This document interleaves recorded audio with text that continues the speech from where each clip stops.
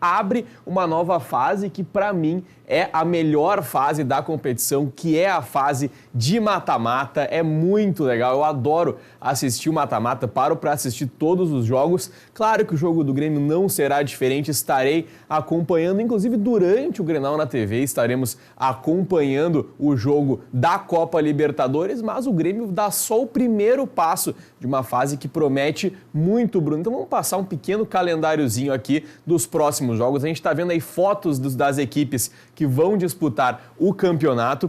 Então, tem São Lourenço e Atlético Mineiro. Então, Atlético já do Brasil, a primeira equipe. São Lourenço é da Argentina. Grêmio e Fluminense. Esses dois jogos se cruzam, vou falar nessa ordem. Um jogo, depois o outro, e esses jogos vão se cruzar nas quartas de final.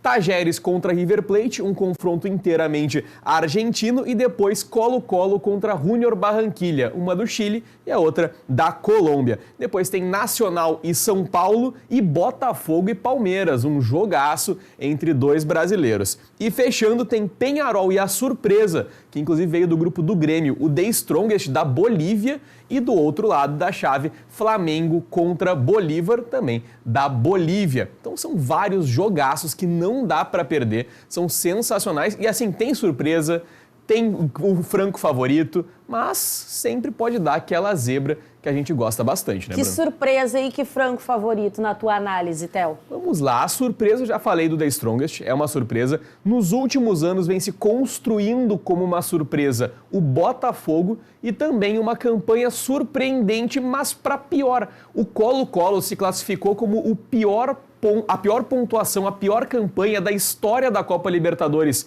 de um classificado na fase de grupos. Nunca antes alguém tinha tido tantos poucos pontos, tantos poucos gols, tantas poucas vitórias para conseguir chegar na fase de mata-mata, como é conhecido esse momento de eliminatória. Então o Colo-Colo também, caso avance, seria certamente uma grande surpresa. E o franco favorito é o Palmeiras, é a melhor equipe do Brasil hoje, está em um bom trabalho, está em um momento complicado, e também tem o Flamengo, que é comandado hoje pelo ex-técnico da seleção brasileira, o Tite, então também não dá para descartar ele, e hoje eu coloco não o Grêmio como um favorito, mas como uma boa possibilidade de surpreender, não só nessa partida, como na competição toda, porque o Grêmio fez um bom mercado de transferências, contratou bons jogadores para esse meio de temporada, então quem sabe o Grêmio também pinta aí como uma opção.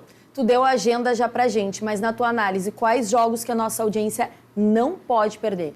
Os dois confrontos entre brasileiros, tá, Bruna? Botafogo e Palmeiras e Grêmio e Fluminense. São os jogos espetaculares, porque o futebol brasileiro hoje vem em uma ampla dominância, vem garantindo praticamente todos os títulos dos últimos anos, garantiu, desde que é final única, o Brasil venceu todos os títulos, inclusive fazendo algumas finais apenas brasileiras. Tivemos Palmeiras e Santos, Flamengo e Palmeiras, e também Flamengo e Atlético Paranaense decidindo o título. Então, basicamente, tem sido finais entre brasileiros e certamente, então, esses confrontos nas oitavas de final pintam muito bem. E eu, como um fã do futebol argentino, também vou destacar River Plate e Tajeres, que é um confronto 100% argentino e que promete bastante, promete muita coisa legal. E o mais surpreendente, que não daria para perder, Bruna, certamente, seria Peñarol contra The Strongest, porque é um jogo que não tem como adivinhar o que vai acontecer. Porque assim, os dois, nesse momento, acabam pintando nessa parte da competição, pelo menos analisando previamente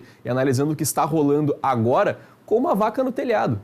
É o jabuti em cima do poste, é o caramelo parado em cima do telhado. Ninguém vai saber como que eles estavam parados ali, como que eles chegaram nas oitavas de final, e um dos dois vai acabar chegando nas quartas. Isso vai sair desse confronto. Então é um jogo que não tem muito como prever, e além disso, esse jogo tem dois fatores importantes. Um dos jogos vai ser na Bolívia, que tem uma altitude, que portanto faz com que os jogadores tenham menos capacidade de respiração e que a bola corra mais rápido e mais forte. Portanto, vai também ter mais esse fator de alteração. E é a primeira vez que o Peñarol chega no mata-mata em anos. Então a torcida está ansiando muito por esse jogo, a torcida quer muito esse jogo e promete lotar o estádio do tradicionalíssimo clube, que é o Peñarol, que lá no início da Libertadores, lá pelos anos 60, decidiu algumas vezes a competição. E a última vez que chegou no mata-mata, que chegou na final, inclusive, foi lá contra o Santos do Neymar, lá em 2011. Então faz bastante tempo que eles estão esperando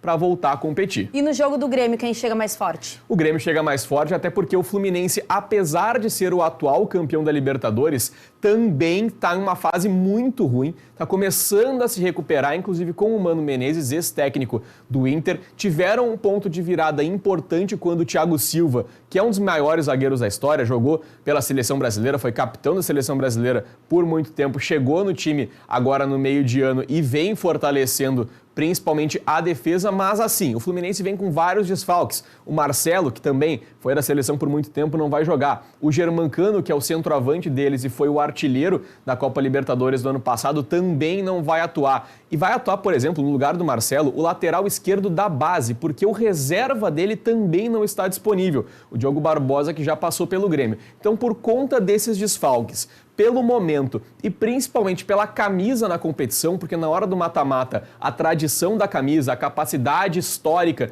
de jogar a competição pesa muito. Então, por essa série de fatores, eu coloco certamente o Grêmio como amplo favorito. Tá certo, Theo. Obrigada por hoje, viu? Gente, intervalo bem rápido e na volta a gente vai ao vivo até Gramado, ver como é que tá o festival de cinema e, claro, saber se tá muito frio por lá também. Já foi, Theo, para Gramado esse ano? Para esse ano não. Esse ano ainda não? Já, então já tá feito o convite. Fica aqui.